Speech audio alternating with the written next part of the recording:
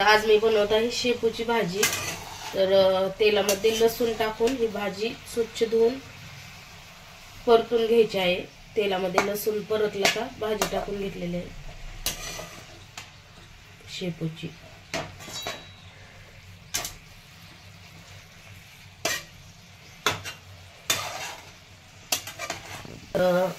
भिजलेल्या मुगाची डाळ टाकलेली आहे सालीसकट, म्हणजे सालीसकटची डाळ आहे,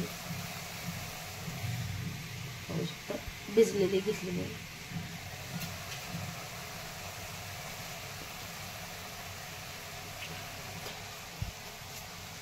तर चवीनुसार मीठ टाकून घेत आहे।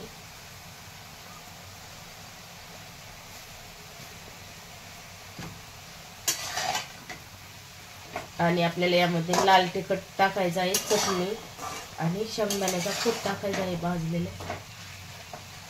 तर इथं शेंगदाणे भाजून घेतलेले आहे। तर यामध्ये आता लसणाची चटणी टाकून घेतो।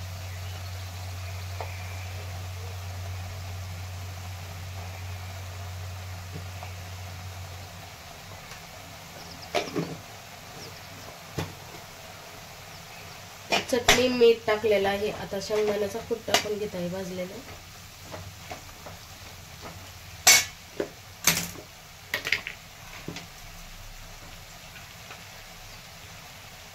शेंगदाण्याचा कूट टाकलेला आहे।